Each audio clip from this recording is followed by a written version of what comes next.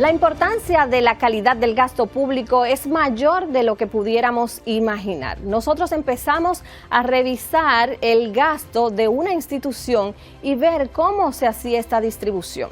Y resulta que nos ha sorprendido porque hay gastos millonarios, inversiones millonarias en organizaciones de evento, en compra de tinta para las impresoras, en almuerzos. O sea que uno se pregunta por qué esta distribución de esa manera. ¿Hay un equilibrio? ¿Hay una norma? ¿Qué existe? Vamos a ver este reportaje para entender qué es la calidad del gasto público, cuál es la importancia para regir los destinos de una nación con institucionalidad y transparencia.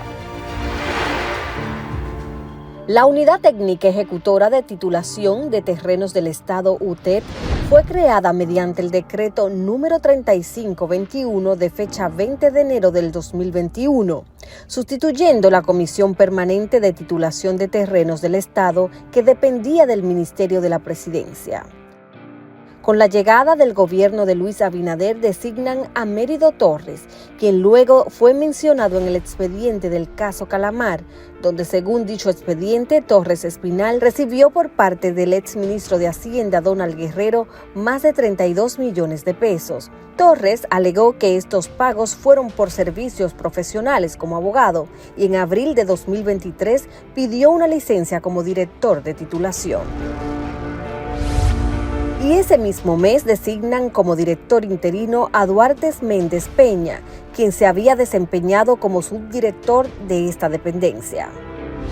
El objetivo general de la UTED, según establecen en su página web, consiste en ampliar la capacidad operativa de la Comisión Permanente de Titulación de Terrenos del Estado y conformar el equipo técnico y administrativo para garantizar y materializar la solución definitiva del problema de la falta de titulación o registro actualizado de la propiedad inmobiliaria en República Dominicana. La intención de esta entidad en papel es muy loable, pero han ido surgiendo quejas por parte de algunos sectores que no se han sentido incluidos. Se debe licitar o sortear esos trabajos. Primero, es más transparente.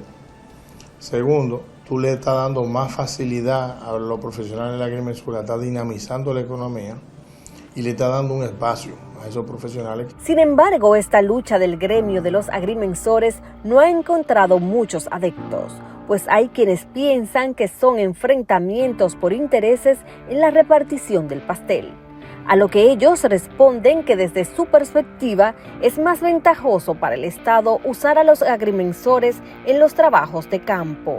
Cuando tú trabajas con personal externo del local de la zona, si tú lo vas a hacer en 6 meses, utilizando ese personal lo vas a hacer en 3 y cuidado siendo 2 y medio, porque ya ese personal conoce la zona, sabe dónde vive cada quien y como te dije ahorita, tú vas a visitar una propiedad y ya tú sabes quién es esa persona, tú no tienes que esperar que llegue la persona, quién es fulano, no, yo no te conozco, no, que ese anuncio lo hicieron y yo no estaba por aquí, no, es fulano que está midiendo, sí, yo lo conozco porque ese agrimensor vive en la zona. Otras quejas que han trascendido en los medios de comunicación son las de algunos comunitarios, como los del sector El Almirante, que han expuesto supuestas irregularidades en entrega de títulos de propiedad y han asegurado que algunos sectores solo están realizando politiquería con ese programa del gobierno, prometiendo entregas que a veces no se cumplen. Pero no solo las quejas y los escándalos han salpicado a la unidad de titulación. Cuando profundizamos en la calidad del gasto de esta institución, surgen cuestionamientos. Empecemos porque tienen un presupuesto aprobado de más de 729 millones de pesos en este año, 2023, y del mismo han ejecutado a septiembre solo en nómina más de 209 millones de pesos, equivalente alrededor de un 30% de su presupuesto general.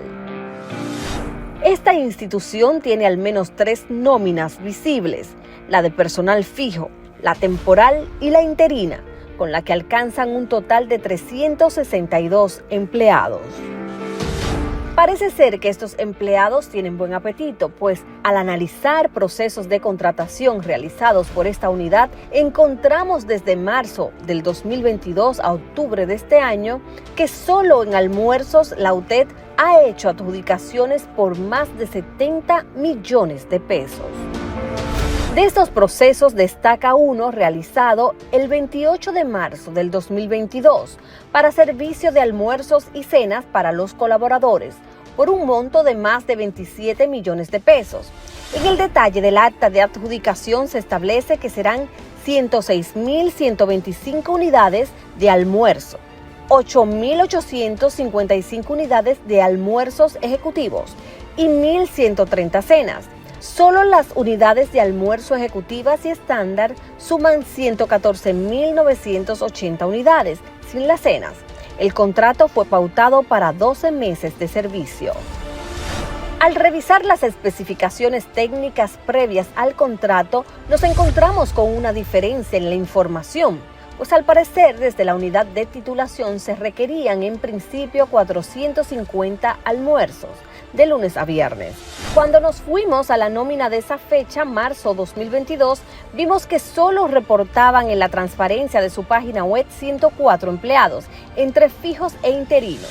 Al hacer la relación entre la cantidad de empleados de la fecha por 255 días de servicios pautados por ellos, estaríamos hablando de 26.520 unidades de comida, resultando una visible diferencia de 88.460 unidades en relación a las 114.980 unidades que dice el contrato firmado por los 12 meses.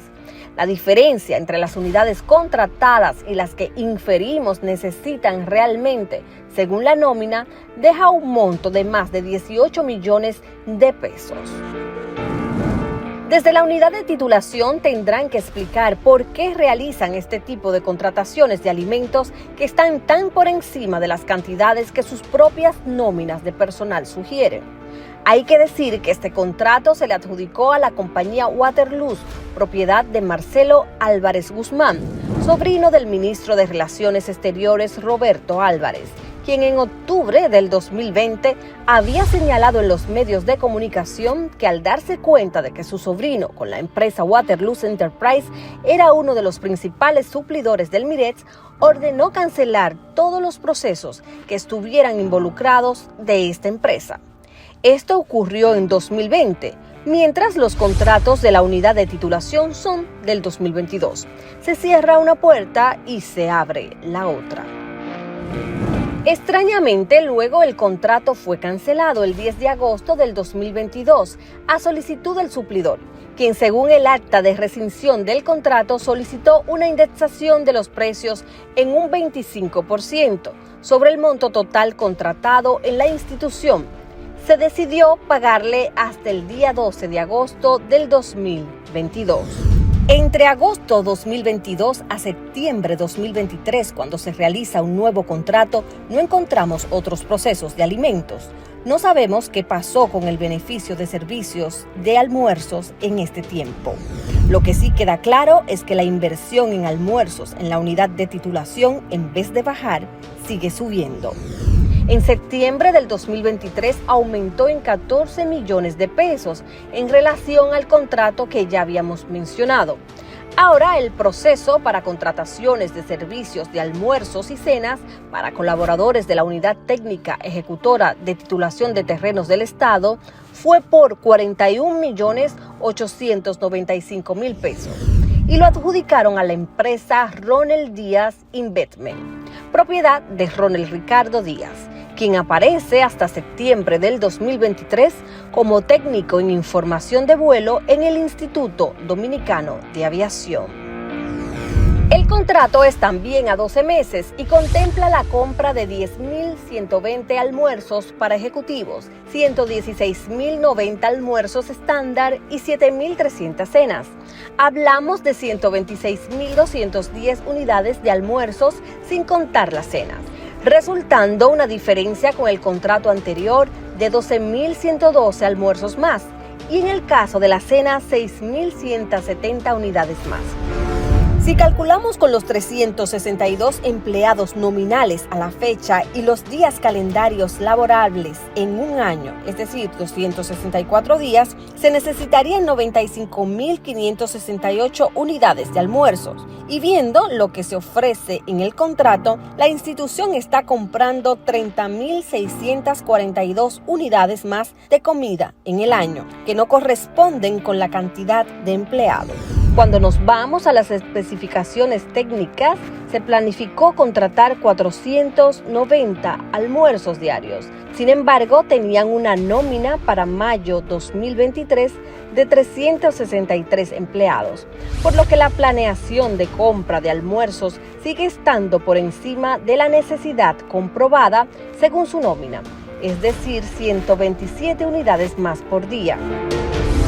También llama la atención en las contrataciones de la unidad de titulación la cantidad de fondos millonarios que se destina a la compra de tóner y cartuchos para impresoras. Encontramos que en solo 2 procesos ascienden a un total de 23.385.000 pesos.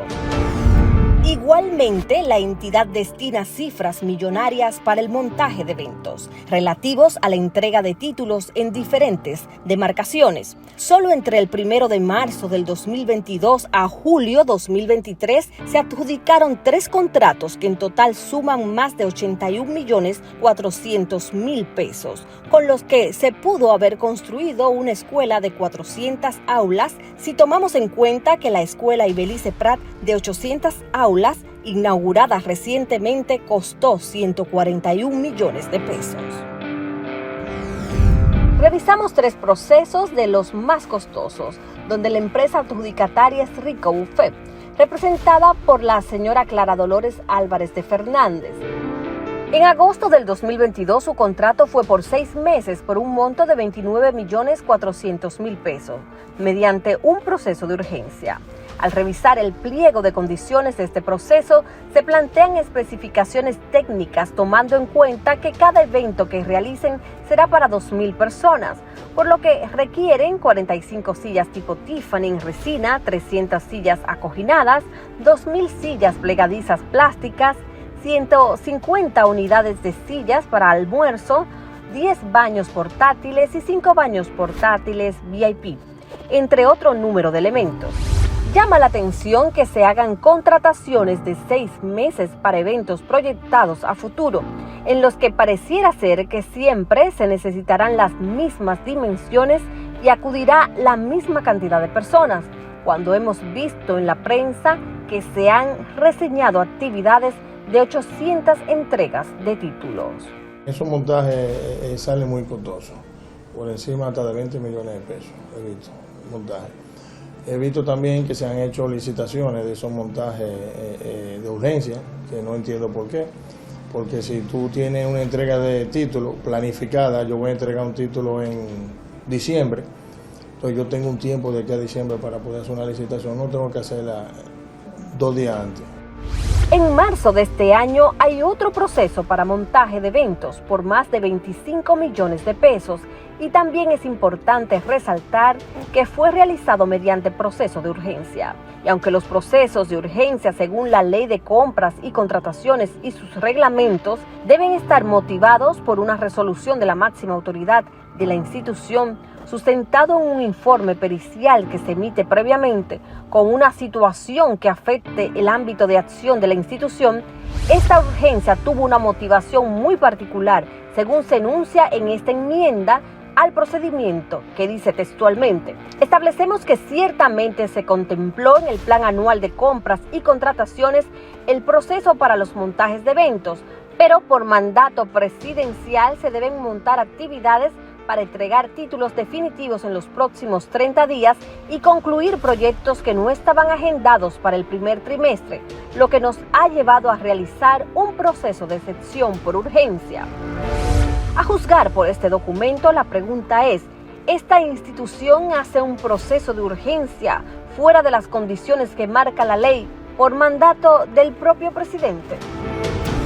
El tercer proceso para montaje de eventos que destacamos es de julio de 2023, por 6 meses también, y por un monto de 27 millones de pesos. En el pliego de condiciones de este proceso se habla de contratar 20 sillas, 15 baños VIP, 90 baños portátiles rectangulares, 50 carpas tamaño 6x12, 30.000 botellas de agua. Este tipo de contrataciones nos lleva a hacernos varias preguntas. ¿Cuántas actividades de estas se hacen en 6 meses?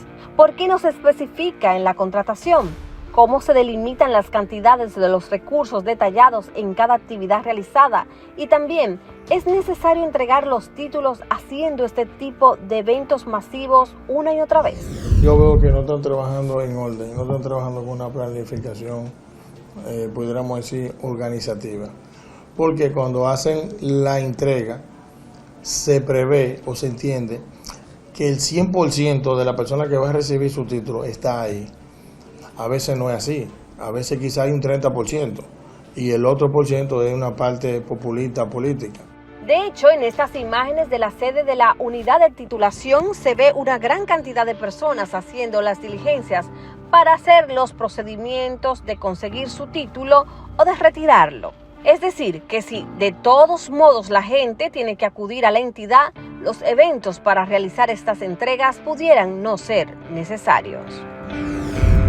Con este reportaje hemos visto que la calidad del gasto público es un punto de agenda en la República Dominicana, donde solo en este caso de estudio, unidad de titulación, hemos visto cómo se invierten cifras millonarias en almuerzos, tóner y eventos. Algunos de estos procesos realizados por urgencia sin justificación aparente, demostrando la falta de planeación y la poca calidad del gasto.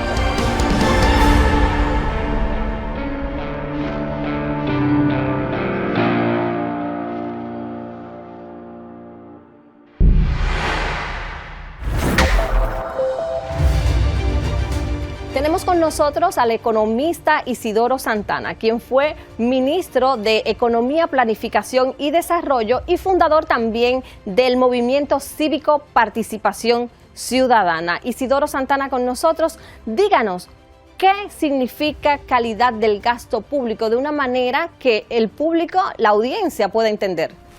Bueno, buenas noches.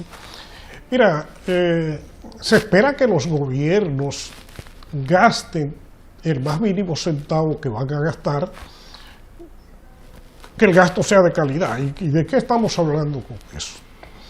Estamos hablando de que el dinero se gaste con racionalidad, es decir, gastar primero en aquellas cosas más necesarias, que se gaste con eficiencia, es decir, al menor costo posible, siempre que se consiga el objetivo, con transparencia, básicamente en el sentido de asegurarse el uso pulcro de los recursos públicos. Yo creo que ese es el resumen principal de lo que podríamos llamar el gasto público de calidad. En el sentido de que no se malgaste el dinero de la ciudadanía. De eso es que estamos hablando cuando hablamos de calidad del gasto público. En su experiencia, ¿cuáles son los desafíos que tienen los gobiernos para lograr transparencia, para lograr una calidad del gasto público? Bueno, un desafío importante es el problema de la cultura política, de que la gente entiende que la política, que la gente se involucra en la política para conseguir fines privados y en consecuencia los gobiernos se enfrentan al desafío de mantener contenta a la gente, a sus conmilitantes.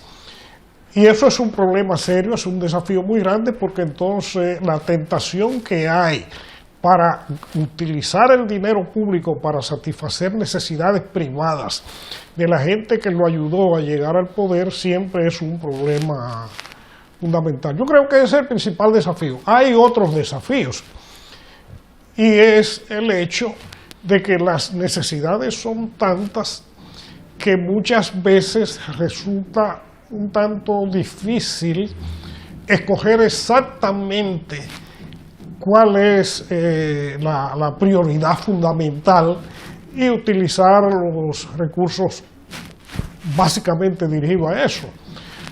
Además del hecho de que normalmente en los estados siempre hay sectores que quieren salirse con la suya y hay que estar vigilando de que no utilicen los recursos públicos para fines privados, para fines personales, vamos a decir, para corrupción, porque eso es lo que se llama corrupción, esa es la definición que hace Transparencia Internacional, que es el uso de recursos públicos para obtener beneficios privados. Entonces yo diría que esos son los desafíos fundamentales que se enfrentan. ¿Pudiera decirnos desde su experiencia cómo influyen los sistemas de gobernanza y supervisión en la calidad del gasto público? Bueno, evidentemente, mira, lo primero que hay que tomar en cuenta es que el dinero público es un dinero de la ciudadanía, es un dinero del pueblo. En consecuencia, el primer responsable de tratar de forzar los gobiernos a que utilicen bien el dinero es el ciudadano, son los ciudadanos. Eso es como lo que haría el accionista de una empresa cuando ve que el administrador no está administrando bien. El ciudadano tiene que tener mecanismos que garanticen que el Estado está utilizando bien su dinero, el dinero de la ciudadanía. Y para eso se establecen una serie de mecanismos como son la aprobación de un presupuesto, su discusión a nivel congresional, todos los sistemas de contratación pública que tienen que ser sistemas dirigidos a lograr aquellos objetivos de que hablamos al principio, en el sentido de pulcritud, de eficiencia, de transparencia y de racionalidad en el gasto público, digamos, los sistemas de contabilidad y contraloría de los recursos públicos, y muy particularmente los que permiten la vigilancia ciudadana. La vigilancia por medio del poder legislativo, normalmente donde existen los poderes legislativos, que son la mayoría, y la vigilancia por parte de los ciudadanos a través de leyes de transparencia, leyes que tienen que ver, por ejemplo, con el acceso a información, todo ese tipo de cosas. Eso ayuda mucho a que el dinero público se utilice eficazmente y desde ese punto de vista son los mecanismos de gobernanza más habituales. Desde su experiencia, ¿cree que la calidad del gasto público impacta el desarrollo de un país? Mira, yo creo que el desarrollo de un país depende de muchas cosas, pero no hay ninguna duda de que el gasto público es el instrumento más eficaz que tiene el Estado para impulsarlo. Porque normalmente a través del gasto público el Estado provee infraestructura a las empresas y a las personas y provee servicios de educación, servicios de seguridad ciudadana, servicios de salud, de seguridad social, servicios de protección del medio ambiente y sobre todo de mantenimiento del orden y la justicia, que son condiciones básicas para el desarrollo de un país. Claro está, no solo el tipo de gasto que hace el Estado, sino también la cuantía del gasto. Por ejemplo, en República Dominicana tenemos un problema demasiado serio y es que el gasto público es muy bajo. ¿Por qué? porque vivimos en un país con una fiscalidad extremadamente precaria, con una carga fiscal muy baja, y por mucho que se quiera hacer con tan poco dinero, siempre se quedan cortos. Y eso hace que el aporte al desarrollo que puede hacer el Estado por medio del gasto público sea mucho menor de lo que se hace en otros países. En adición, hay otros instrumentos que tiene el fisco, que es por lo medio del cual puede contribuir al desarrollo, y no solamente el fisco, sino también otros tipos de políticas, como la política de tasa de cambio, de tasa de interés, la política de financiamiento, y así una serie de instrumentos de políticas que no necesariamente se limitan al gasto público. Pero el gasto público es la más importante de todas. Cuando vemos algunas ejecuciones presupuestarias de instituciones, nos damos cuenta que hay algunas que invierten hasta más del 50% de su presupuesto en nómina. ¿Cómo influye esta distribución? ¿Hay un desequilibrio o tiene esto algún impacto en el desarrollo de las actividades propias de una institución? Mira, déjame decirte, cuando alguien tiene la responsabilidad de administrar los recursos públicos, su primer deber es utilizarlo en función de la satisfacción de las necesidades colectivas. Eso debería llevarlo a asignar los recursos, obviamente conforme criterios de escasez, de limitación, pero aquello que más eficazmente contribuye al logro de los objetivos públicos. No hay un patrón único que diga que esto se debe designar una proporción mayor a gastos de personal o a gastos de otro tipo. Naturalmente, los gobernantes no deben abusar de su capacidad de utilizarlo en una sola cosa. En República Dominicana, el gobierno, cuando digo el gobierno me refiero a cualquier gobierno, porque eso es parte de nuestra historia, gasta habitualmente más en personal de lo que uno considera prudente por el hecho de que el presupuesto es muy bajo. Ahora, de acuerdo con las dimensiones de la economía nacional y de las necesidades de la sociedad, no es que el gobierno dominicano gaste demasiado en personal comparado con otros países. Normalmente otros países gastan más. Lo que pasa es que en República Dominicana, como el presupuesto es tan corto, pues se ve que el gasto en personal es más alto de la cuenta porque se va una proporción demasiado grande en ella. Que es difícil para mí, digamos, criticar que se haga así, porque al fin de cuentas la responsabilidad principal de los gobiernos es proveer servicios públicos, y casi siempre el costo principal de cualquier servicio es el gasto de personal. Eso no solo ocurre con un servicio público, sino con un servicio privado también. Entonces, ustedes cogen cualquier empresa privada de provisión de servicios y el costo principal es el pago de sueldo y salario al personal, porque ese es el insumo básico en la provisión de servicios. Naturalmente, la gente esperaría un poco más en gasto en infraestructura y en otra serie de cosas. Aquí en República Dominicana también, y ya América Latina casi está todo lleno de eso, se está gastando demasiado dinero también en programas de asistencia social, y entonces los gobiernos tienen una parte muy importante del presupuesto comprometida en programas de asistencia social que, bueno, son necesarios para ayudar a aliviar la pobreza, pero también tienen el inconveniente de que se prestan mucho al clientelismo.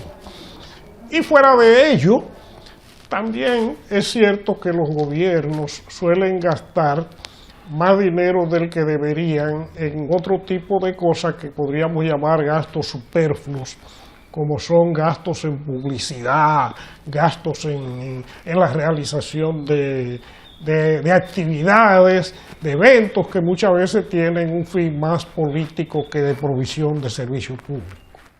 Me surge una pregunta, ¿hay algún estándar internacional o algunas pautas en el país que tracen el camino para que las instituciones sepan cómo distribuir de manera equitativa la calidad del gasto público, para que haya más calidad en el gasto público? Yo no conozco estándares específicos que se pueda decir que son aplicables a cualquier país. Sí entiendo que los estándares internacionales aconsejan que no se maluse dinero público, y hay muy frecuentemente en países como el nuestro una tendencia a abusar, como dicen que lo que nada nos cuesta, hagámosle fiesta, de lo que es del pueblo, para hacer cosas que lo que contribuyen es a la autopromoción de los gobernantes, de los funcionarios, y de esa manera a realizar demasiado gasto en eventos y cosas de ese tipo de naturaleza. De todas maneras, eso, que es muy criticable, pero tampoco vamos a decir que eso es lo que se lleva la gran parte del dinero público. Eso siempre es marginal en comparación con el dinero que se utiliza en el pago al personal, por ejemplo, o en inversión pública. ¿Cómo pudiéramos impulsar una cultura de calidad del gasto público en las instituciones? Mira, de verdad que eso es un tema de preocupación muy grande de la ciudadanía, porque gran parte del problema dominicano es un problema cultural. Para mí, lo que tiene que hacer la ciudadanía a través de las organizaciones de la sociedad civil, y poco a poco esperando ir convenciendo a las organizaciones políticas, en el sentido de que el Estado no está para satisfacer necesidades privadas, sino necesidades públicas. Y por tanto, los funcionarios, cuando son electos, cuando llegan al poder, su responsabilidad es utilizar bien el dinero público e ir cambiando la cultura. Eso implica además que en los procesos electorales las campañas se hagan no sobre la base de lo que yo te voy a dar o de lo que yo voy a conseguir, sino sobre la base de qué problemas del país se van a resolver cuando se llegue al Estado. Y que eso sea lo que espere la ciudadanía, no que la ciudadanía acompañe a un candidato, participe y tenga militancia política en base a lo que personalmente va a conseguir, o en base a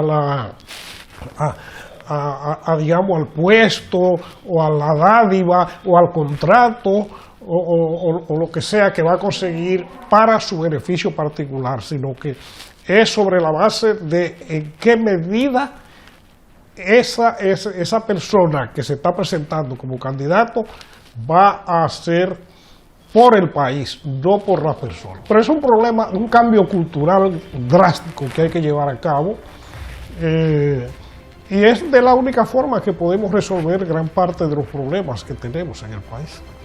Gracias, Isidoro Santana, por darnos todas estas informaciones que nos ayudan a comprender la importancia de la calidad del gasto público y cómo impacta en el desarrollo del país. Seguimos con el programa.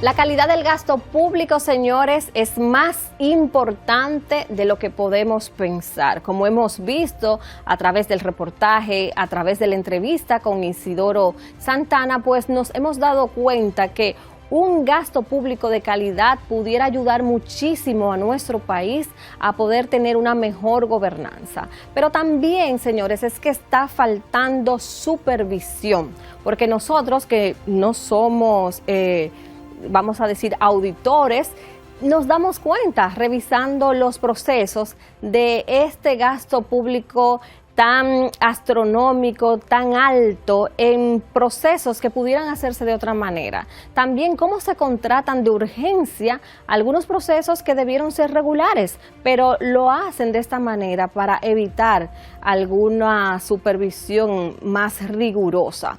Entonces, los veedores, las instituciones que tienen que luchar para que haya más transparencia en el gasto público, tienen que estar más atentos, porque nosotros, la ciudadanía, cada vez nos empoderamos y a través de este programa estamos dando este contenido para que la gente tenga más conciencia y entienda que debemos exigir un gasto público de calidad si queremos un mejor destino para nuestro país. Apostemos, señores, por un mejor gasto público. Vamos a exigirlo a las instituciones. Este programa ha cumplido con el compromiso de informarles esta noche sobre este tema tan interesante. Nos vemos en una próxima. Cuento con su sintonía.